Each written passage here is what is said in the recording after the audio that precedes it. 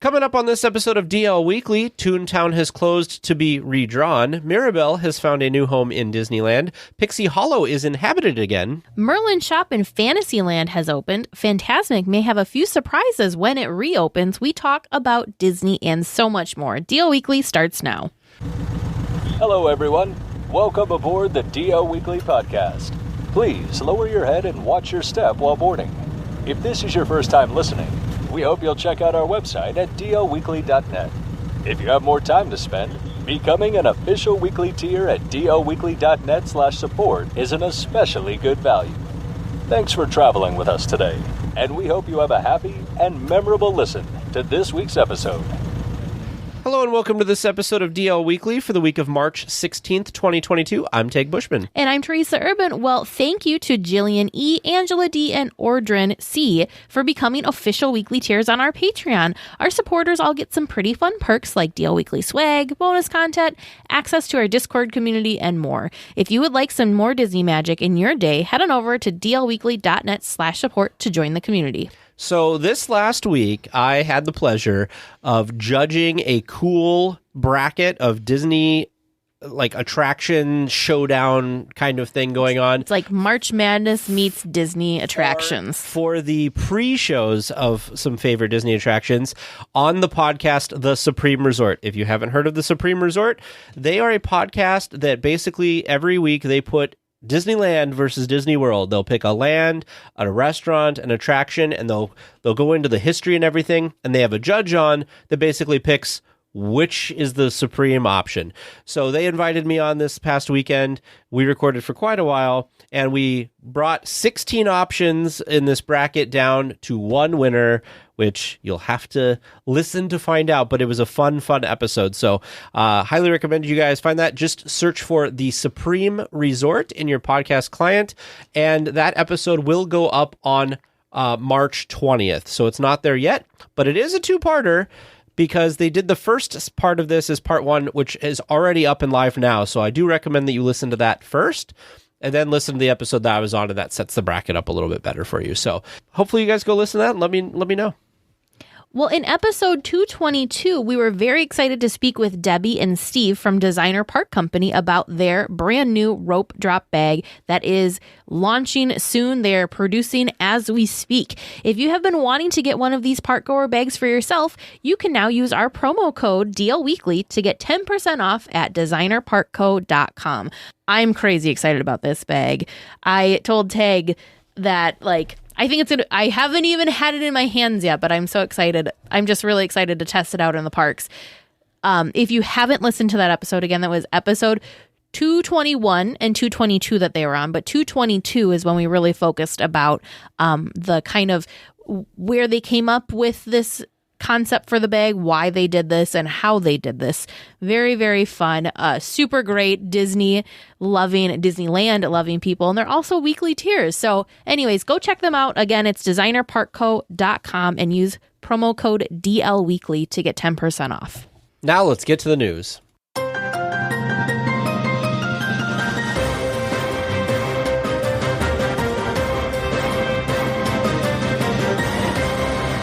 Last week was the last week for Toontown as we knew it. The entire land has now closed and will reopen sometime next spring with a complete renovation. The week leading up to the closure saw a lot of guests getting in their last visit before it turns into something quite new and refreshed. This is the first time that we are aware of that an entire land has been closed for remodel as extensive as this since the new Fantasyland in the early 80s. Yeah, it's kind of crazy because seeing everyone's posts and videos about Toontown, that seemed like there's a lot of very emotional people. Sad to see Toontown closing for the time being, but again, excited to see what it has in store. I, for one, am looking forward to this refresh. I think it's going to be a huge blessing. I really do. Mm-hmm. I think the green space sounds wonderful. The tree. I cannot wait to see the tree. Oh, yeah. I know you're sad that the Jolly Trolley is. I am sad about the totally Jolly Trolley, but I think I am fine sacrificing the possibility of the Jolly Trolley coming back to get a Toontown that I actually want to go spend time in. Because I haven't wanted to spend time in Toontown Toontown, recently. It's adorable. Don't get me wrong. It And I is. think it's really fun for kids. It's hard because it's very hot back there. There's not very much shade, I don't think. I never felt like there was enough shade. So it'll be nice to see a refresh. Definitely. Plus, Mickey and Minnie. Minnie's Runaway Railway will be coming about that time too. So that's super exciting. I want to say how proud I am of us, because I remember when they first announced the name of that attraction and we were always tongue-tied, and now it's not even a big thing. Mickey and Minnie's Runaway Railway. But in the beginning I was like... It was exactly tongue-tied for sure. Well, Encanto fans can now meet Mirabel in a new location at the resort. Mirabel's meet and greet has moved from the Paradise Garden area of Disney California Adventure, where she was located during the Festival of Holidays, to Zocalo Park in Frontierland. The lines to meet her have been long, so be prepared to wait a bit if you want to get a picture with her. That's because she's so awesome. No wonder. Yeah. I mean, I'm always happy when things come to Disneyland as opposed to DCA, but that's just my personal choice. I know that others are happy the other way. I think that area makes sense because there's not much going on. But then I was also like, I don't know where else I would have put, where else I would have put Mirabel. I don't think Frontierland would have been my first choice for her, though. Well, did you think that DCA was a good choice for her? I mean, theming wise, right? Sure. Theming wise, I think it's an interesting choice to have her in Frontierland. DCA feels, the Paradise Garden areas kind of feels like more of a clean slate because you don't have heavy, theming like Western or whatever. It's more, it's more kind of neutral as far as that goes. But okay. If you were to put Mirabel somewhere, where would you have placed her meet and greet? Oh, Frontierland for You sure. think? Okay. Yeah, I think that that's a great spot for her. Because I would have said Fantasyland, because the magical home and all that. But she's not. That's kind of where all the princesses and princes and princes are. I know it's different, so don't write any angry emails. But I think culturally, outside of the Rancho Zocalo restaurant, seems like it kind of fits more culturally because she's Colombian, right? Mm-hmm. Which is kind of, that Central American kind of southern, So I feel like that kind of fits there because to me, the rest of Frontierland feels very Old West. But that kind of area always kind of felt, Hispanic or kind of like Mexican, maybe. So I feel More like Central American. it fits better for me there than probably anywhere else in the park if you think about culturally. I guess. And I don't know where else I would have put her. Where else would have made sense in Disneyland because she's just so fun and so unique and she's got such a cool storyline. But I do like that they're using that space for meet and greets and that she does have a dedicated meet and greet space again. I think that it's kind of like a stage that's back there. I think it's a nice kind of backdrop for her. We keep talking about how Coco should have a show because of all the music being so popular. 100%. I think Encanto they need to put a temporary show somewhere in the resort with Encanto music. It'd be super popular. Such a good movie. Well, I happen to see that this particular weekly tier is listening live right now, so you'll know who you are when I say this. One of our weekly tiers will be very excited at this next piece of news. Tinkerbell has returned to Pixie Hollow, the area between Buzz Lightyear Astro Blasters and the Hub. Tinkerbell has not been in her hollow since sometime in 2020 before the closure of the parks. This is a welcome addition to the meet and greet lineup and is sure to be popular. This is very exciting because this feels like a step back to pre-pandemic, pre-COVID times because this is where you would meet Tinkerbell was, of course, in Pixie Hollow. She has been out for meet and greets. Don't get us wrong. She has been out in the parks, but this is the first time that she's been inside of Pixie Hollow. Prior, she was kind of just outside of Pixie Hollow, and you saw her from quite a distance. So I think it's fun. Pixie Hollow is such a cute little area. If you've never taken the time to go back there, I highly encourage you to do so. The theming is just super cool. They slowly, while you're walking and waiting in the kind of like the queue area to get back inside of it, you notice your surroundings. Of course, wonderful Imagineers and their super creativeness did a slow force perspective thing. So as you get closer to the Pixie Hollow, everything gets bigger and bigger and bigger as you get closer. So it's like you're shrinking down? It's like you're shrinking down to the size of a pixie. And so when you're inside of Pixie Hollow, you're around giant grass and giant flowers. So it's like you've shrunk down. So it's really, really fun, really cute. It's just, and it's always really if Tinkerbell's not back there and she doesn't have all of her admirers waiting to go say hi, it's a really quiet, fun corner of the park because not a lot of people really know that it's there. I know that it was the first really well themed meet and greet area. Mm-hmm. Other than maybe Pooh Corner was kind of themed, but I wouldn't necessarily consider that super well themed. But afterwards, we got the Princess Fantasy Fair, which was really immersive. So I love that they did something in this area, and I'm glad to see that it's back open because it is a good chunk, a little chunk of space, which nothing else really can go on there. But it was nice to see that this area is up again. Captain Marvel must be on a mission elsewhere as the jet for her meet and greet has been removed from the Hollywood Pictures backlot. This area is now behind construction walls. Who knows what this location may become in the future? So I'm not that surprised. It seems like this has been kind of left abandoned since Avengers Campus opened. So hopefully maybe in the future it'll be something else. And it was a character meet and greet. Yeah. So, that was kind of a little different too. I just need to share this. Let me find it quick. There is someone that we follow on Instagram. His handle is at Ferris Bow.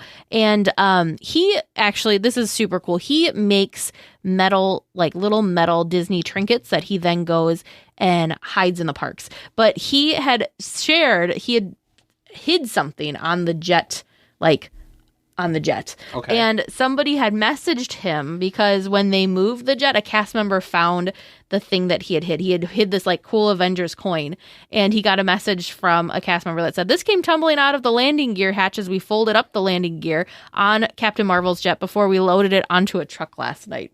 I thought that was just so fun. But anyways, if you haven't followed him, super fun. He does these really cool, he casts them in metal. And this one, like I said, this was an Avengers coin.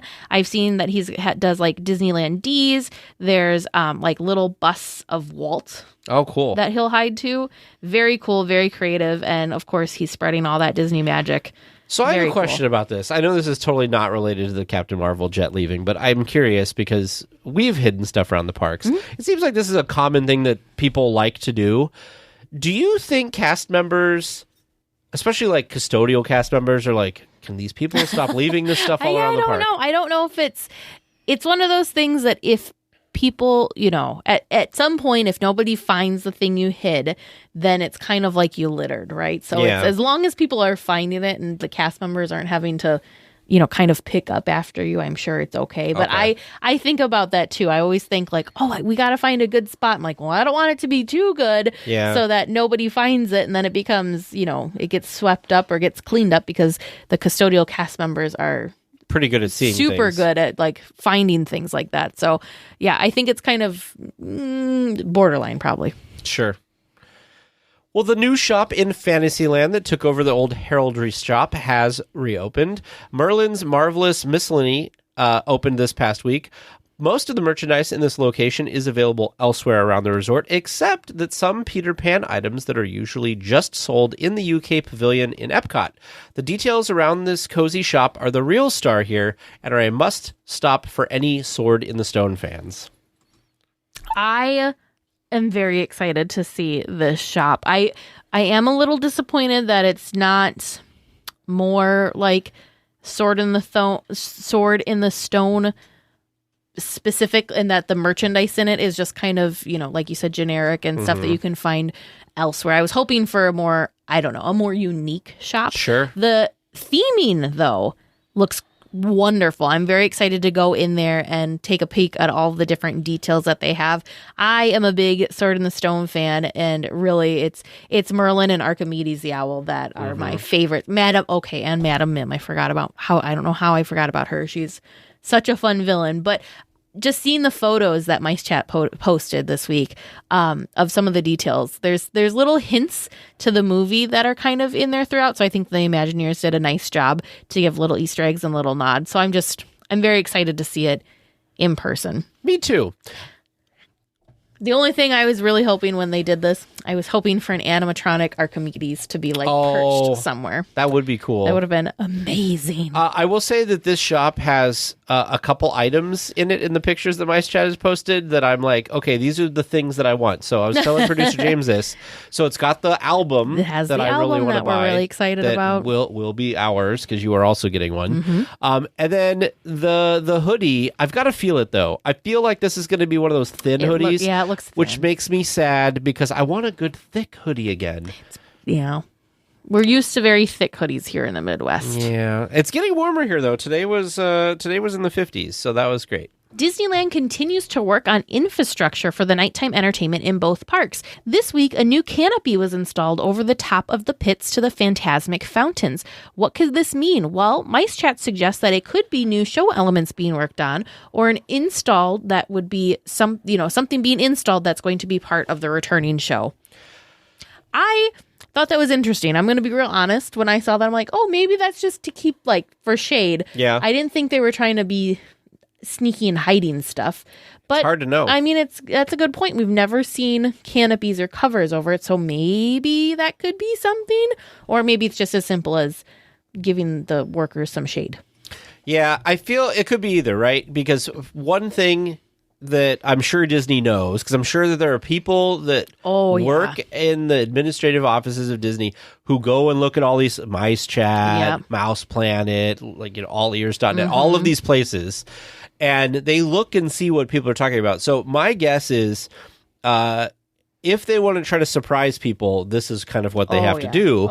However, this could also just be crazy internet speculation like normal. So while I do think it'd be really cool if something new came to Fantasmic, because there's been rumors that they've changed a couple things. We haven't reported on it because there hasn't been any strong evidence of this, but I've seen rumors around that things like the pirate scene might be changed to not be Pirates of the Caribbean when it comes back potentially. Again, I don't know. I just saw rumors. Right. Well, but if they had some cool... I mean, technology's come a long way. If they had some cool technology for Fantasmic. And I mean, that's a good point. I guess I never thought of or considered that, but why? I mean, why not? They could rewrite they're not going to, but they could rewrite the entire show if they wanted to, because they're starting over. Of course, they're going to keep, the main thing, but what's to say we don't see some little changes? That's very true. You know what I hope they do? And I'd be so excited. I wish they would have done I wish science. Okay, so one of our exchange students had a video from their science class, and their chemistry teacher was showing that they can make fire burn in all these different colors. Oh. And I was like, it would be so cool if Disney could make the fire on the river burn green for Maleficent, because that would be, if they could figure it out, that would be such a cool update that I think people would go crazy about. Maybe. I'm very sad that we're coming too early to watch Fantasmic, but I just am gives so us an excited excuse to go back out again. Yeah. That's always the thing, right? Always an excuse. There's always an excuse to go. Well, with the changes coming to New Orleans Square soon, which we talked about before, about lowering the viewing areas and stuff like that, some other things are also disappearing. The 2 ficus trees in the courtyard of Pirates of the Caribbean are being taken out due to disease. Hopefully, new trees and their much-needed shade are put back in some capacity for the queue. I told Tag, I was like, I'm just so sad about those trees are so cool. I'm talking as past tense as if they're already taken out. The trees have not come out yet, but I'm just really sad about those trees. So the tree that they're talking about are the ones that are right inside the courtyard. So within the queue, the queue kind of goes around it. Those trees are so beautiful. They have so much character and they're so unique. So I'm quite sad about these trees. It's like me and my planters that I was very, very worried about a couple of years ago with Project Stardust, and that we thought that there was speculation that they were going to take the planters totally out. But things like that just give so much character to the area and just make it so unique and so cool. I mean, really, again, it's just a tree. I shouldn't be this upset about it, but even a replacement tree, I know it's Disney. I know they're going to replace it. I can't imagine that they don't put a tree there because shade and because they already have the space to just swap one out, so it wouldn't be that difficult. But those trees were just so cool and unique. So I hope that we get, when they put a new tree in, I hope that it's like has the same character that those trees had. So I have a question for you. With the queue of pirates, how would you redo it? Reroute the queue? That's such a tough area. Well, and that's the other thing that they're talking about too, is that they're going to use this extended closure of the ride to try and redo the queuing. I really don't know. You know what they could do? And I know you hate this because we've talked about it before. They should add a free genie option just for pirates, that there is no standby, that you literally like check in and like it'll call you when it's time for you to come back. And then you just have like no standby line. Yeah, they could. That's a people eating attraction. So I don't know why they can't fill that line and just push it through, because it hasn't always been this bad. So why is it suddenly this bad? I don't know. It's just interesting to me because you've got the two sides. There's not genie on this. Yeah. And I believe if you are using like a wheelchair, or if you have the disability access pass, I believe you enter through the exit. Last time we were there, I was assuming they only had one side going because, of that, to have that line open so people could still get up there. But yeah, no, because when you get off, if people have wheelchairs and the electronic convenience vehicles, they're at the exit side. So you enter through the exit. So I'm not sure why they don't have both sides running. It's a good question. That would eat up a ton of that would help with the overflow of the line for sure. Well, there's that whole section that goes back between Indy and stuff too. That's part of if you're on the left side of that split, but for some reason they've only had the right side open. Somebody made a comment, and I like this place to eat, so I'm not a fan of this, but they're like, if they just close the Rose Street veranda, they could just put some queue over there. And I'm like, I mean, that's true, but that's sad. We don't want to lose a dining location. While we're at it, why don't we just close the Dream Suite thing that's up there and route the line up the stairs and throughout the apartment? Anyway, if anybody knows, now I'm curious about why the queue of pirates only seems to be down to one side. If anybody knows the reasoning for that, please drop us a line and let us know, because I'm curious. Because like I said, I assumed it was for like people with electronic convenience vehicles or wheelchairs or the disability pass, but I'm pretty certain they go through that. They have to go through the exit. So I'm curious if someone knows the reasoning. I don't think we have any weekly tiers that are in the chat that are Pirates cast members. I know we have other cast members, but not Pirates. Unless, maybe, I don't know. Yeah, I don't know.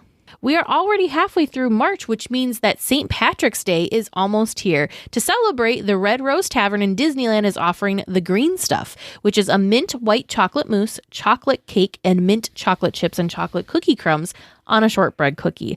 Corn Dog Castle and Disney California Adventure will offer their dogs coated in a green corn dog batter on March 17th only.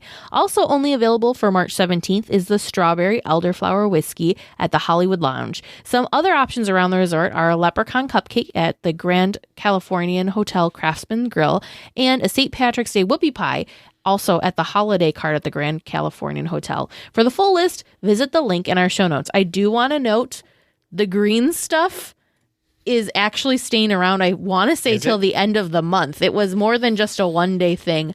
It sounds really yummy. Really, really yummy. I would definitely be interested in trying this. Now, the link in our show notes has a bunch of Disney World stuff first, so don't think it's the wrong link. Scroll. But yeah, the first thing you'll see is the green stuff, and then there's the green corn dog under that.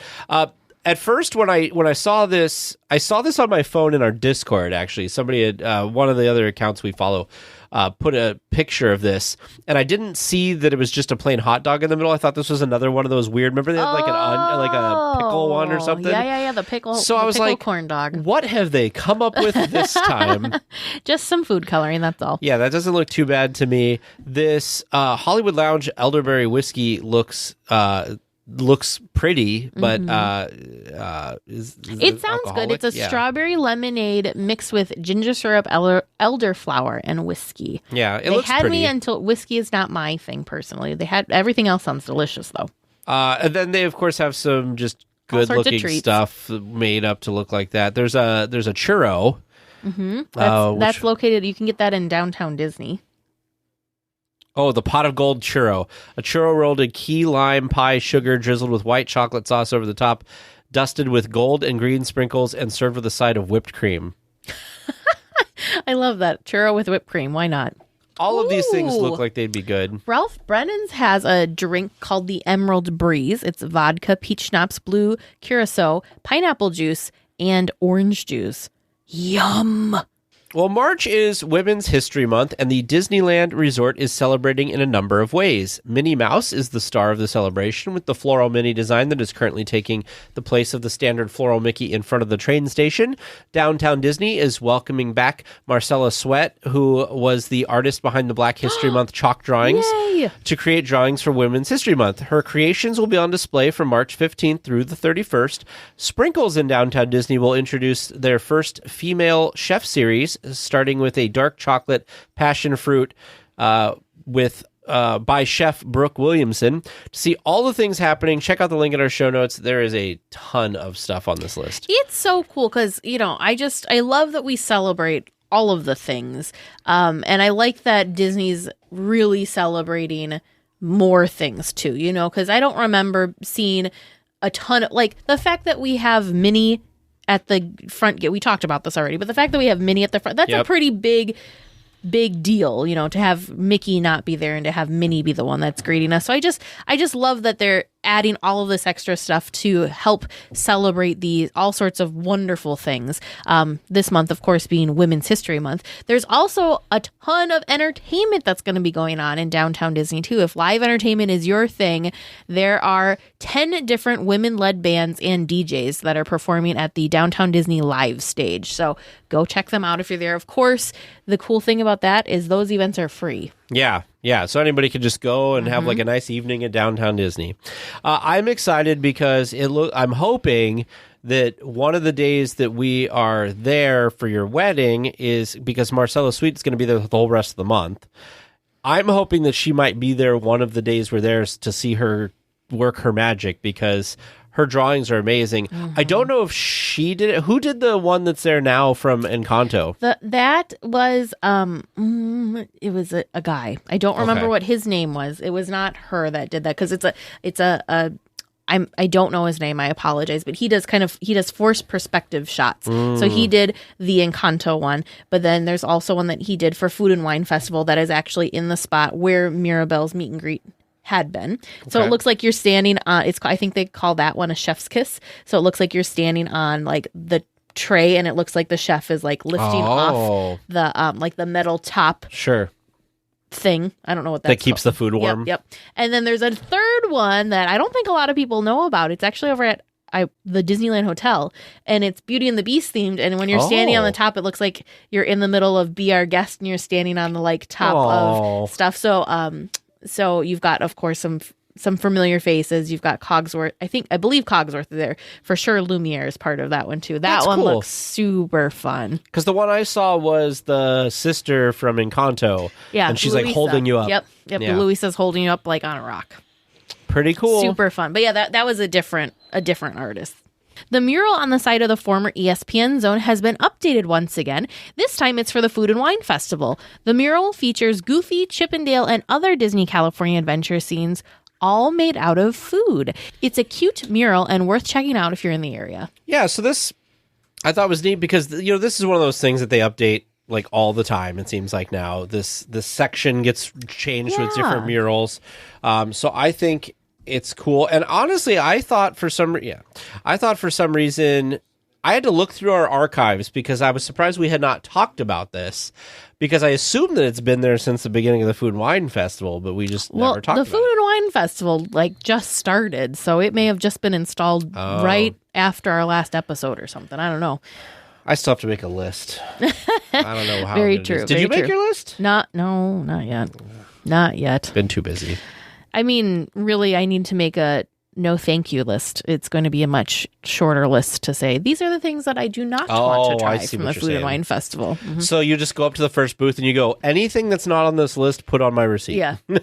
Put everything but this on my list. Psst. Avast there. Sure, you come to the proper place, but keep a weather eye open, mates, and hold on tight. With both hands, if you please. There be squalls ahead, and James and Vern waiting for them what don't answer correctly. Welcome to Trivia Land, where we're going to have 4 questions for you tonight and 1 bonus question. How are you feeling? You think you got some great answers? I certainly hope so. I hope so. I feel like the last 2 weeks of trivia were pretty tough. We'll see how we do. I'm feeling confident for you. I think. Okay. I think the listeners and the submitters of questions were nice to you this time, Well, thank you. or nicer than they've been at least. I mean, that's not hard to do. So your first question for tonight, submitted by producer James. Ooh. What attraction is described in the Disney Parks app as join a rescue mission to a high-up fortress? Join a rescue mission to a high-up fortress. Is that Mission Breakout? Because you're rescuing the That would make Guardians sense of with the high. Galaxy. The first thing I was thinking for like rescuing was Rise of the Resistance, but you're being rescued. You're not rescuing somebody else. That's true. Mission Breakout makes a lot of sense. Now, but I'm thinking, like, is there something else that's tall? No. Okay, You're going with Mission Breakout? too? sure. And just for clarification, that's Guardians of the Galaxy Mission Breakout? Yes. Correct. Okay, final answer. Final. All right. Your second question from listener Chris Y. What instruments do the pirates play in the town pillaging scene? Oh. There's like a guitar. There's a flute. Flute, yep. A guitar. Is it a guitar? Well, It's got like a rounded... specifically of the town pillaging scene. Yeah, because they're hanging out with That's the... where- There are goat. multiple scenes where there are pirates playing. Are you talking about the one where they're dunking the guy in the water? No. Are you talking Oh. about the end where they're playing next to the donkey that's coming out of the door next to them? Yes. Okay. Okay. So that... So it's a guitar, because Yep, it's got like a yep, guitar thing. guitar. It's also a flute. Maybe not, because... I don't think it's a flute. Because there's an animatronic that I think there's a couple animatronics that you see multiple times, but they're different, quote unquote, different pirates in there. The guy that plays the flute in the first scene with the dunking the guy in the well, he's also at the scene with the donkey, but he's just got his like hand on his stomach and he's Because that's the singing. one that his hand's been looking His funny the hand's last been couple looking times. a little funny, yes. So he's just singing. Okay. Got the guy next to him that's got like a guitar. Yep. I'm trying to think what the third guy has. There's a donkey and a dog. This one's... This is my problem. I keep looking. I focus on the guy singing because his hand has been like Yep. weirding me out. And I focus on the donkey, because the donkey's always moving Yeah. his head back and forth. I have another thing, but I feel bad because I looked in the chat. Yep, we're going to use a lifeline and call on a weekly tier who's in our live stream chat right now. We're gonna go with Mark S's guess of accordion because I think that's right. Yeah, accordion. Okay, so your final answer is... Guitar and accordion. And that's all? Yeah. Yes. Okay. Well, I'm not very confident anymore. I was feeling good. And for your third question, another one submitted by producer James. Ooh, He's busy tonight. yeah. This week has included Pie Day 314. If I was in the park this week, where could I find a pie? Oh, where do they serve pie? If you were in the can you always get a pie, or is it just this week? According to a possibly less than thorough search of the Disney Parks app, you can always get pie. You can always get pie. Jolly Holiday? That was my gut, but I don't really know if there's pie there or not. Is there pie? There's not pie. It's funnel cakes at the Hungry Bear, right? That's kind of their thing. I'm trying to think where else there might be. Flo's? Can you get pie at Flo's? Oh, that'd be a good guess. I don't eat at Flo's that much, enough to know their Yeah, menu. I don't either. Have we ever eaten at There's Flo's? hand pies that you can get at Jolly Holiday. Does that count? No. They sometimes have like seasonal hand pies. We mean like actual like a pumpkin pie or an apple pie or cherry pie, that kind of pie. Yes, like Okay. a pie. Okay. So not a hand pie. No, and not a Mrs. Lovett's French meat pie. Market? I don't know. I feel like in my brain I could put a pie in any of those places. I'm just gonna go with the Jolly Holiday because that I'm sounds. going to go with Jolly Holiday. That and is sounds it right to me. Disneyland or is it anywhere? Is it Disneyland? Just Disneyland. Okay. Oh, just Disneyland. Okay, we're taking flows out of the equation then. Okay. Because I know Plaza Inn doesn't have it because they all just have cake. They always have cake, yep. Carnation Cafe.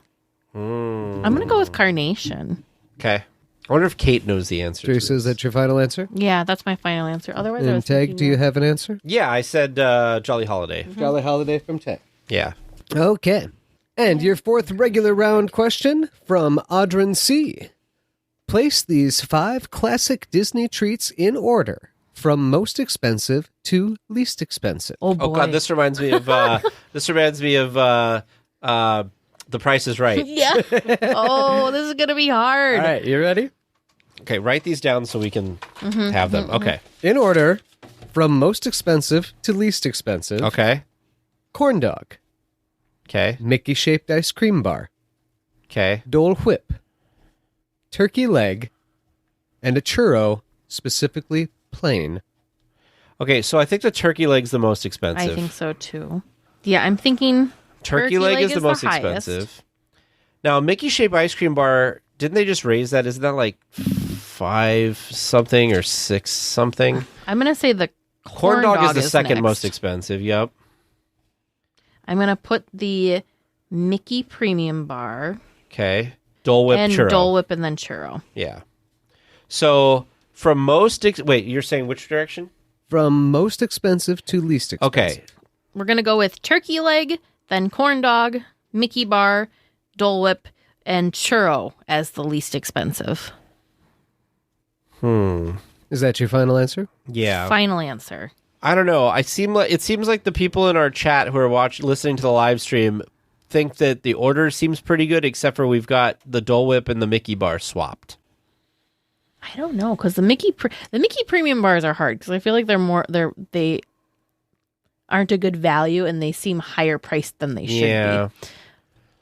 But is that more than a... The only time I've ever had a Mickey Premium bar was for some reason they were handing them out for free in Disney World because like an attraction had broke down or something. All right. I think that's our final answer. We're just going to leave it. Yeah. Okay.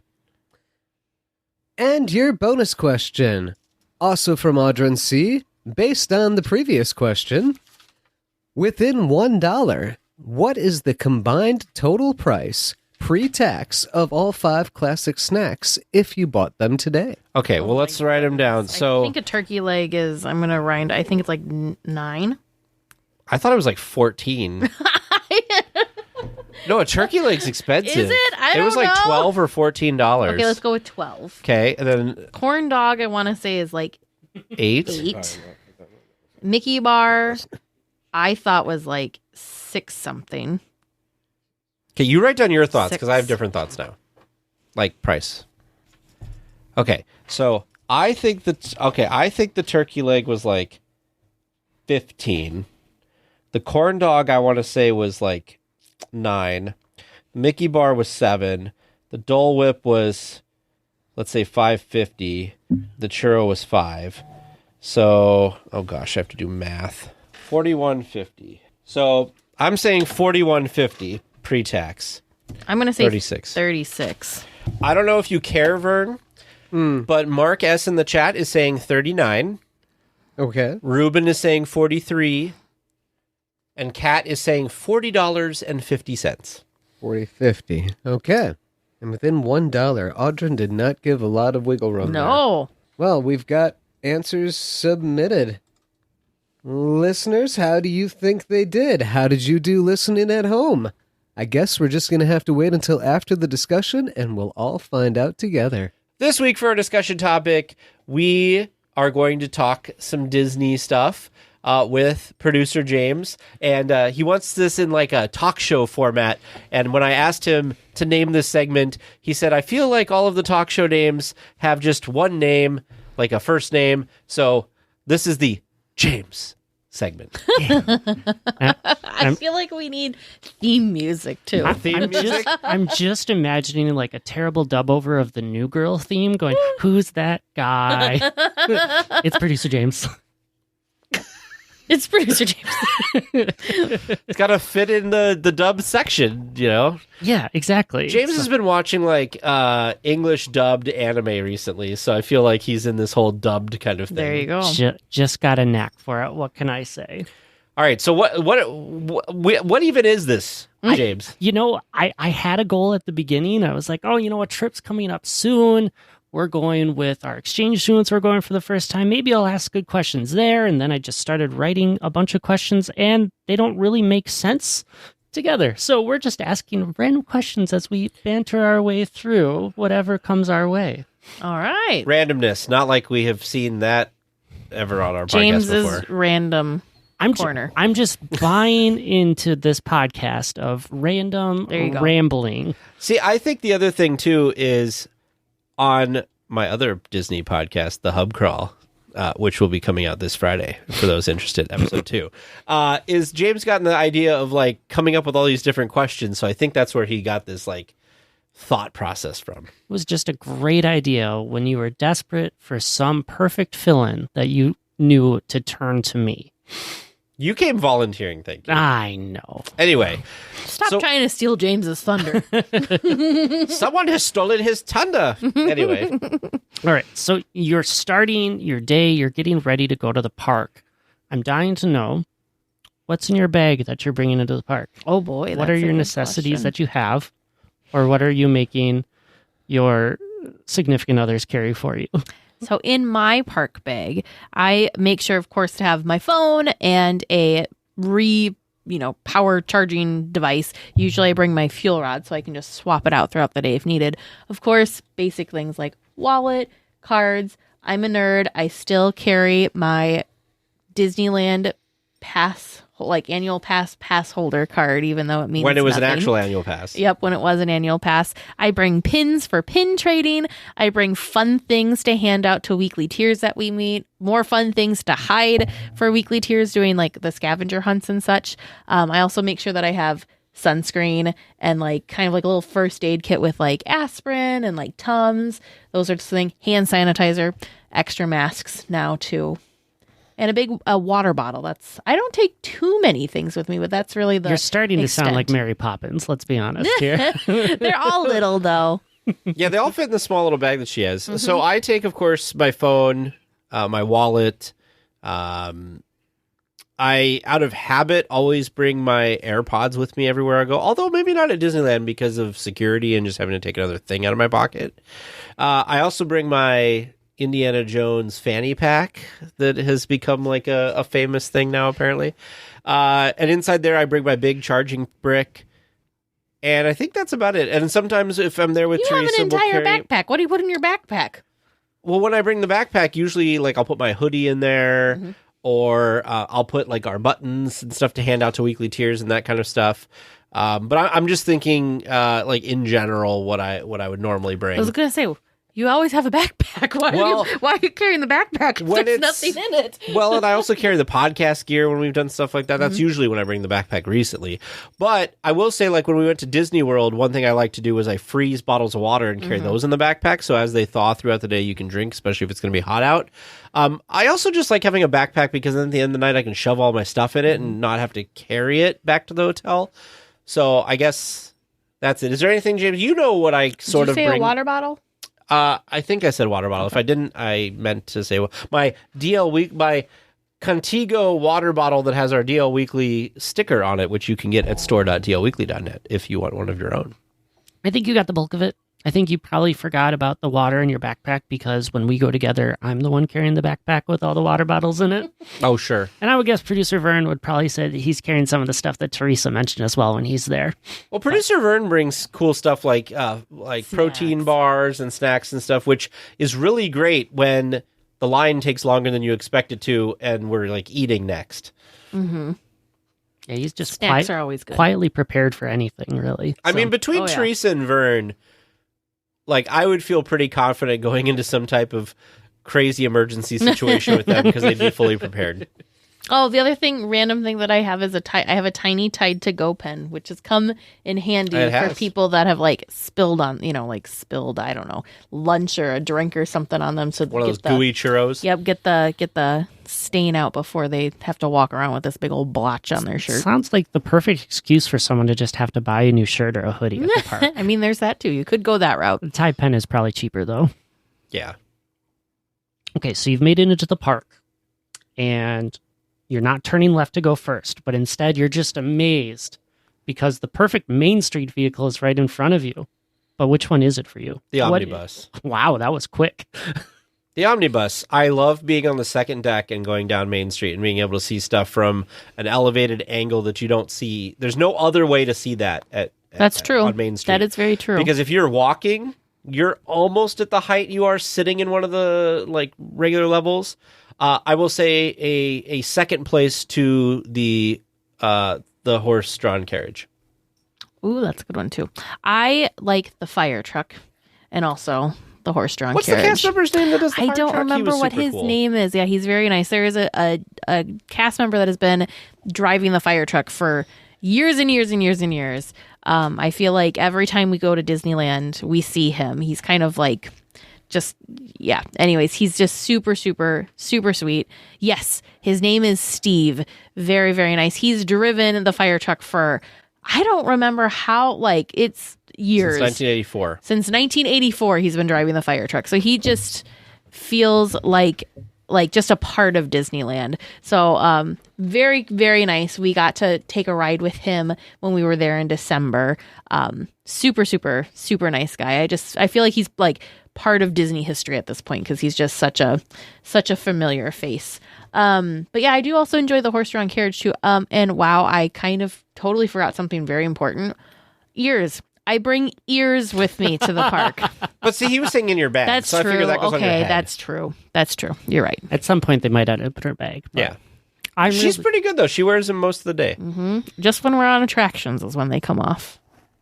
I'm really glad you mentioned the horse-drawn carriages because that's probably my go-to. Mm-hmm. I just think there's something to be said about how good the horses are at navigating such a busy street consistently. That is a talent to those horses to be able to deal with all of us humans. Mm-hmm. And the sound. I love this, the clopping. Yep. That's a much better clopping sound than this. It's so much atmosphere for what you want Main Street to be, right? I also like that they have their name tag hung from inside of the carriage. But the horses have their own cast member name tags. I forgot about that. Mm-hmm. Such a fun touch. Chad, I think, was the last horse that we took. Yeah, it could have been. Yeah. Those cast members are super kind and super, super nice too. Well, I mean, all cast members are very kind and very nice. But yeah, they're very fun. If you ever get the chance, sit in the front and chat with them, and they will tell you all sorts of things about the horses. Because not only are they working in Disneyland, taking the horses up and down Main Street, but they also are with them in the stables and doing kind of the back side of things. So they do all sorts of jobs. So they're cleaning the stalls, and they're also, maybe doing horse-drawn carriage things for special events and weddings and stuff like that. So they kind of do it all. So very cool to talk with them. I also remember, oh God, this was a long time ago at this point, but I remember a cast member who was working that attraction. And I remember somebody was commenting on, animal cruelty or something. And the guy was like, don't let him fool you. I could pull this thing down the street. So that's good to know. Mm-hmm. Yeah, you sitting in the front reminds me of how excited you were, Tag, when we did that for the monorail. Because you really wanted to be in that front car. And I don't remember if that was because it was anymore, I don't think. Air conditioned or if you just wanted the experience of being with the driver. I want to see where the monorail is going and to be near the driver and to talk him up. But the air conditioning was also nice. Florida perks, right? Anyway, moving on. Totally different mindset. Not only is it Pi Day, like producer Vern mentioned during trivia, this week's also St. Patrick's Day. It is. It's another holiday at the park. And that made me think about holiday overlays. Do you like them? Do you think another attraction should have a holiday overlay? Do we need to celebrate a different holiday with one? I never experienced this myself, but I think bringing back the Jingle Cruise would be a very fun holiday overlay. I like holiday overlays personally. I think that's what makes Disneyland so special and unique is the fact that they do have the holiday overlays there. I think holiday overlays like It's a Small World holiday and Haunted Mansion holiday are like the cream of the crop holiday overlays. I always felt that the Jingle Cruise, while fun and charming, was not the same, like on the same level as It's a Small World. I think that makes sense, and though. Haunted Mansion. I don't know. I'm trying to think. I can't think of another attraction that just springs to mind of, oh, that would be a perfect thing to retheme during some holiday. The one thing that I dislike about the holiday overlays is I like both versions of these attractions. And especially with like Haunted Mansion Holiday, that it seems like, what, a third of the year it's this other version. So it's kind of challenging. I also don't count, Ruben brought it up in our chat, I also don't really count it is an overlay, but I feel like Hyperspace Mountain does add a little bit, but I still don't feel, I feel like the amount of work that goes into the two is a lot. Yeah, you can't compare the two in the amount of, in that sense of, how much energy and effort it takes to switch it out, especially, because that's like, the Haunted Mansion's almost like a whole different attraction. You know what they could holiday theme pretty easily? They could holiday theme Toy Story Midway Mania, because they can make all of the games themed to different holidays. Right. They could do that for every holiday, like Halloween's coming up. You're very right. Yeah. I think I really want to do, the Jingle Cruise to come back, because I think it not being like super in-depth like Haunted Mansion, like It's a Small World holiday, like makes perfect sense for the Haunted Mansion. Maybe you could do, I don't know how you would do something, but Jungle Cruise, you mean? What did I say? Haunted Mansion. Oh, yeah. So Jungle Cruise. I want the Jingle Cruise back. I don't know why, but like, wouldn't it be fun if they could do something different with like the Tiki Room?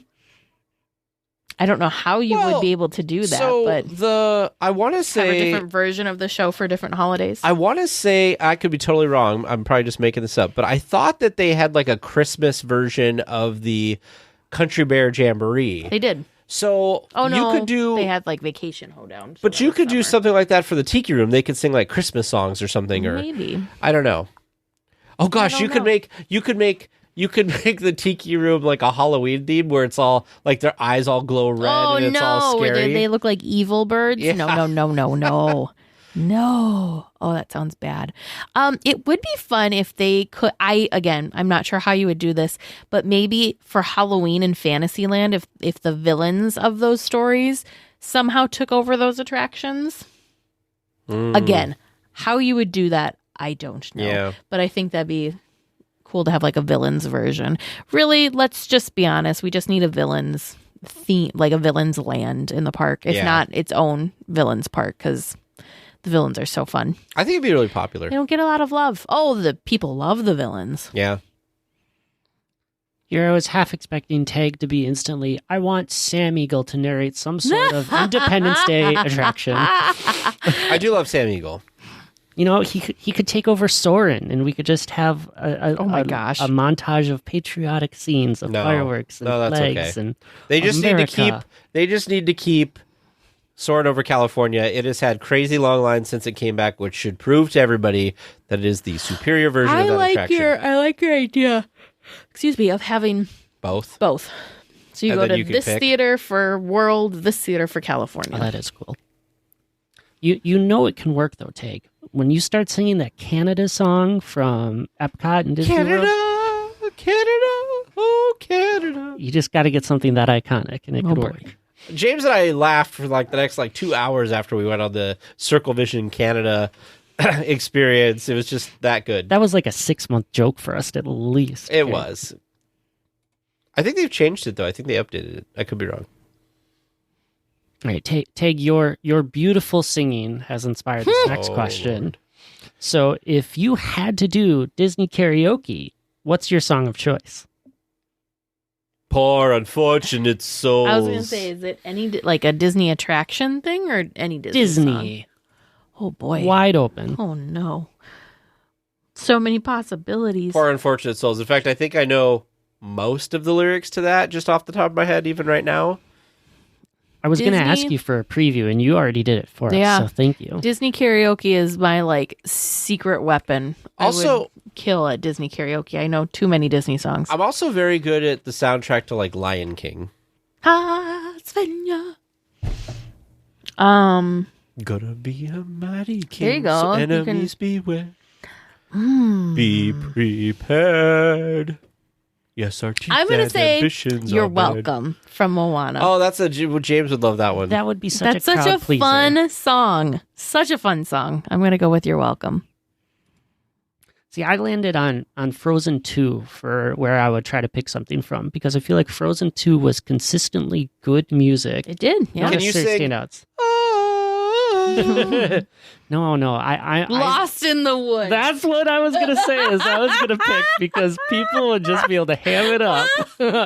I will never forget when I first saw Frozen 2 and like, I don't know, a quarter of the way into Lost in the Woods, I was like, what is happening? And then I realized, oh, it's just like spoofing supposed to be hammy and cheesy. I get it now. Like, I thought it was serious in the beginning. I'm like, what are they doing? I know that I'm just a Grinch, but that is my least favorite part of that whole movie. It's because it's just over the top and ridiculous. It's like, it's good because it's not, like, Sure. because it's not. Also, Jonathan Groff. Love him. Love his voice. Beautiful singing voice. Like, I get the cheesiness of it. It wasn't for me. I'm sorry. Yeah. It is catchy, though. My honorary mention for karaoke song, and this is mostly an honorary mention because there's no way I could pull it off, would be the Beauty and the Beast song. Which one? Tales as Like- Old as Time.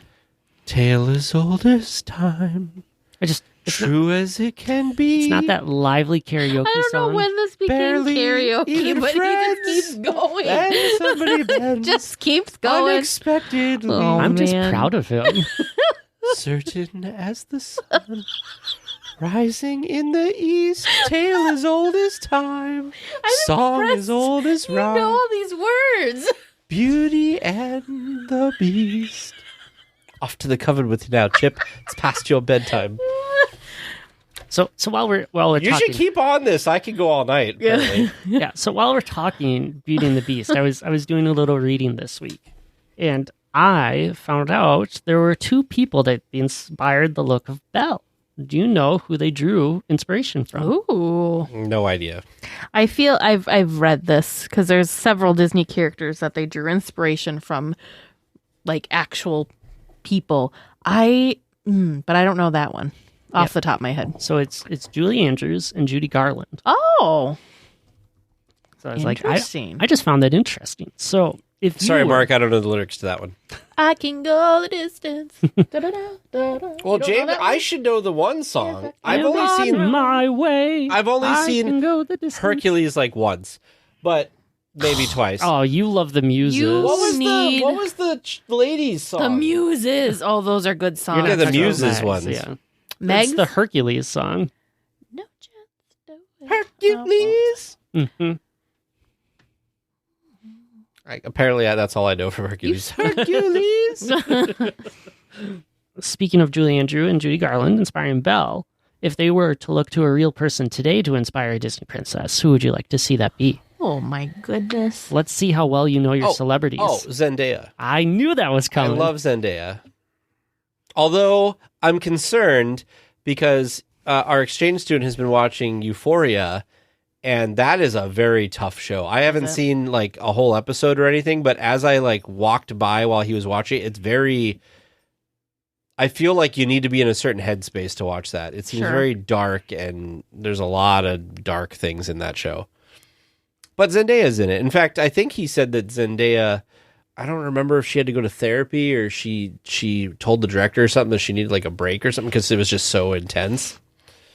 See, this is why we're so long, because we're getting on these weird tangents. I We talked just- about Star Trek earlier. That's what our whole Now show Euphoria. is like. But we like to do this. We don't leave that stuff in the podcast, Oh, I don't because know. it's What are not you- Disney specific. So- Zendaya is super relatable too, especially if she's anything like her character in the Spider-Man movies. Yeah. Mm-hmm. Like just kind of down to earth. I will say, you know what I realized love this it. week? Speaking of Spider-Man, I did not realize, and I feel very dumb, but I did not make the connection that Zendaya was there when Tom Holland did his lip sync battle. I didn't realize that she was the one who did it against. Yeah, oh yeah. Like I knew it, but I didn't connect it because then they were dating and all this stuff. So, I don't know who I'd choose. I'm all for original, so it's hard for me to choose a person for them to do it. I'm gonna skip. I'm gonna go on the. I think Zendaya is a good answer, and I really don't know that many celebrities to say. I don't know her name, but the girl from Black Panther that's the tech girl, she'd be good too. Shuri? Shuri. I love Shuri. She's awesome. I love her personality too in that. She's so like I don't know. She's so like quick-witted. Is there a male actor that you want to see as a villain? No, You not can't that I think can of think anybody, of. huh? James, did you have an answer for this? I didn't. Okay. So actually, Zendaya was the first one that came to mind for me when I do want to say that when James and I play Heads Up, he always describes the wrong actors to me. He's like, it's the one with, Sean Connery in it. I'm like, that's not Sean. I know Sean Connery's a bad example. Who do you always confuse? Matthew McConaughey and the guy from Baywatch. David Hasselhoff. David Hasselhoff. Don't hassle the Hoff, man. All right, back on topic. On since it topic. is All right. 9:20. All right, it's time to start starving you two a little bit. We're talking food. Oh, no. I know this is going to be probably the hardest question you get all night, even harder than those trivia questions. If you could only eat at one location in the parks for the rest of your visits, no exceptions, where are you eating at? Is there a place that like rotates its menu enough or something? No. No? Not that I can think of. Oh, This is tough because right now I really like the grilled cheese and tomato soup at Jolly Holiday. so you're picking Jolly Holiday? Well, I want to pick a place that has more options than that. Yeah, that makes it tough because it rules things out like award wieners or Bengal barbecue. Maybe I because you just have to can't do say enough. Pim Test Kitchen because they also have breakfast, and if that's the only place I can eat, and so I have to pick a place sure. that also has that. Ooh, that's smart. I don't know. I really like Docking Bay 7 when there. Plus, they have a cold brew that Docking I Bay really 7 like. is pretty good. And they have I breakfasty like their stuff, don't they? food. I don't know if they have breakfast or not.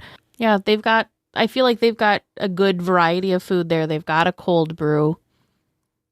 Oh, Rancho's a good option. Rancho has a cold brew right now, too. Kate, I was not that impressed with Carnation. Maybe I need to give it another chance. Yeah, I'm going to be really different and maybe say Docking Bay 7. I was thinking the French Market because I do really like the French Market. Oh, that's a good one. And they've got They have a good salads. variety. There's a good variety there too, but I don't think they have any. But they don't have coffee. There's no coffee there, and if that's the Ooh. only place I can go, Yeah, I you'd gotta be go in somewhere trouble. with You'd be in coffee. It's the only trouble. place you can eat. You can still go buy a sure. coffee somewhere else. Sure, Mark said a churro cart. it's between Docking Bay 7 and the French Market, I think, for me. And you're picking Jolly Holiday? Well, actually, I like that sandwich, but then I just thought about the fried chicken, and I also like pasta. So perhaps Plaza Inn is the better option because you can also get a little bit of variety, and they have good cakes and stuff there too. Mm-hmm. They do.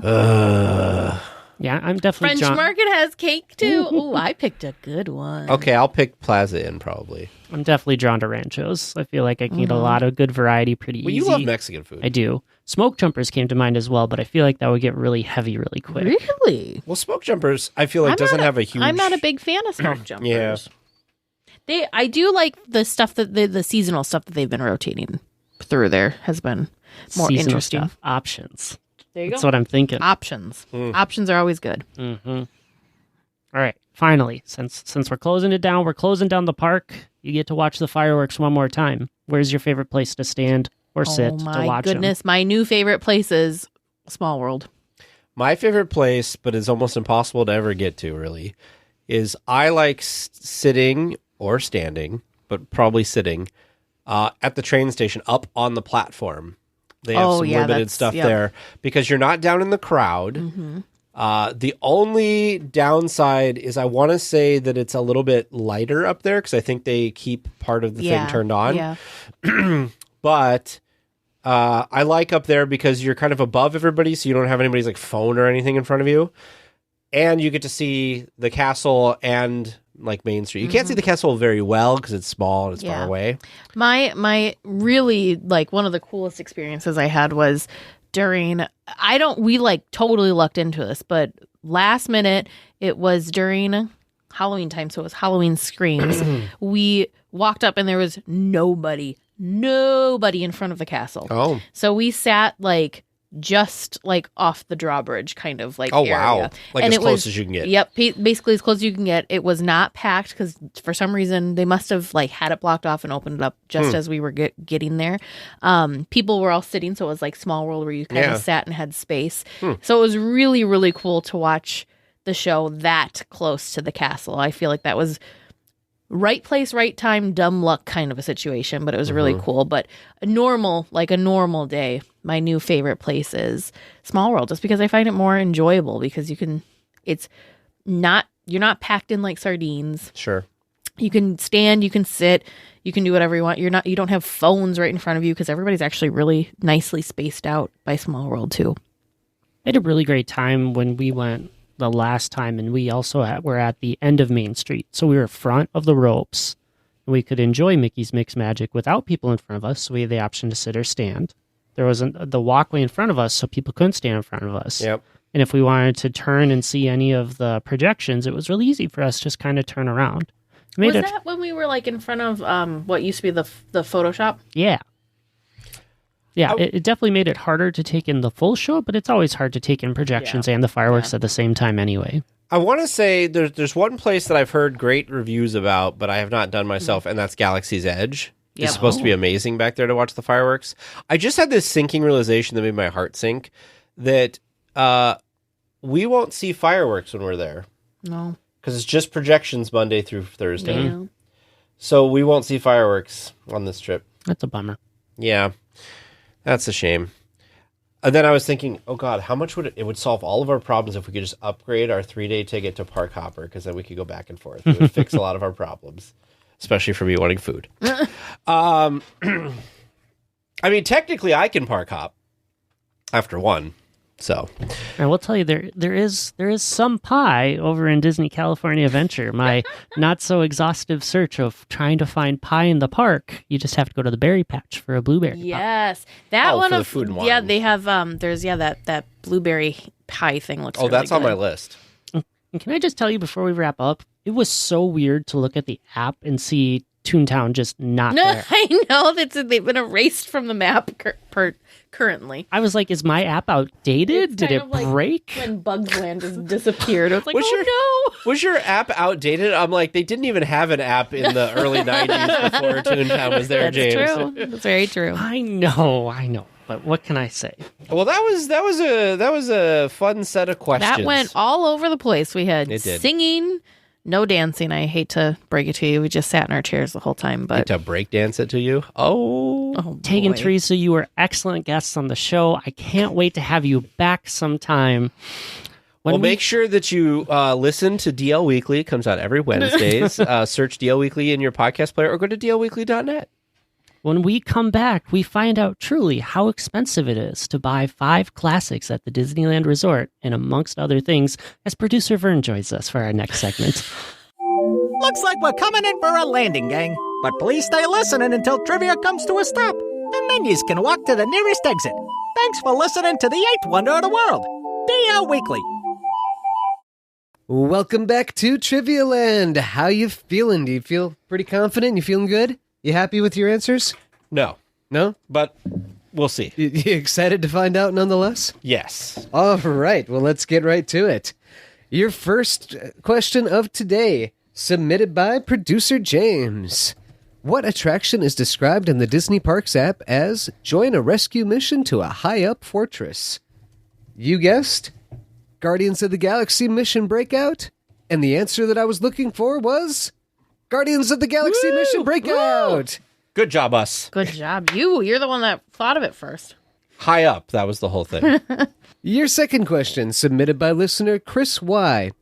What instruments do the pirates play in the town pillaging scene? You answered a guitar and an accordion. And the answer I was looking for was guitar and accordion. Yeah. And when you started to say flute earlier, flute is in an earlier scene when they are dunking Carlo, but there is Yes. not a flute in this specific scene with the pillaging of the town. That's right, because you come around that corner and the first thing you hear, like even on the soundtrack, is the... The flute. Yeah. Okay. Your third regular round question, again from producer James. This week included Pie Day. If I were in the park today, where could I find a pie? You guessed Jolly Holiday and Carnation Cafe. The correct answer that I was looking for was Carnation Cafe. Good job, Teresa. And I think Kate said Carnation Cafe was her guess, too. So good job, Kate. Well done, Kate. And your fourth and final regular round question And here's where it all goes down. from listener Audrin C. Place these 5 classic Disney treats in order from most expensive to least expensive. The corn dog, the Mickey-shaped ice cream bar, also known as the premium bar, the Dole Whip, the turkey leg, and the churro, specifically the plain one. You went with the order of the turkey leg, the corn dog, the Mickey Premium Bar, the Dole Whip, and the churro. I gave you a half point each because the correct order that I was looking for was the turkey leg, the corn dog, then the churro, Dole Whip, and the Premium Bar. Wow. Oh, so we got those last 3 like in reverse order. Pretty much. Whew. But we were right with the turkey leg Maybe and the corn Mickey dog. bar is not as expensive as I thought it was. You know, our bonus question will find out. We're going to find out, yeah. Your bonus question, again from Audrin C. Within $1, what is the combined total price, pre-tax, of all 5 classic snacks if you bought them today in the park? The turkey leg, $11.99. Good job, Teresa. Good job. That's a point for you. Corn dog comes with chips or a cutie, $9.79. That's a point for me. The Dole Whip, $5.99. We both got that one. A plain churro, $5. Both got that one. And the Mickey Premium Bar, $4.99. Yeah, we're wrong with that. For an added up total of $37.76. You were So 76 close. cents off. So close. Nope, nobody. I was With close. 41.50, 36, 39, 43, and 40.50. Nobody was within the dollar, but everybody was very close. But Teresa Who was the closest? closest. Teresa Teresa was 36? closest, but she would have been turned away for being shortchanged if she was at the cart trying to buy them. That's true. I would have had to sacrifice one of the They would have treats. given me money back. They would have. Everybody else would have gotten change back, except Teresa would have been turned away without one of her snacks. We did good. We both got 3 points That on was that really one. good.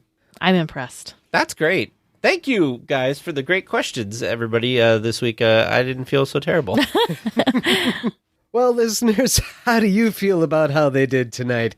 Do you think that you've got some great questions that are going to really give it to them next week? If you think you've got that perfect question, feel free to send that in to us at trivia@dlweekly.net. One thing I would like to say is if people have more like the ranking thing, that's kind of a That cool was fun. trivia thing. Yeah. So if there was like a, It was not easy, that's for sure. yeah. So I liked the ranking and the total. That was really, really creative. So cool. Well, we will be back next week with more Disneyland news and information. Until then, go out and enjoy the parks. Please remain seated until the podcast comes to a complete stop and the doors have opened. Then collect your belongings, watch your head, and step carefully from the episode. On behalf of all of our crew, thanks for traveling with us. And we hope you have a happy and memorable visit here at DL Weekly.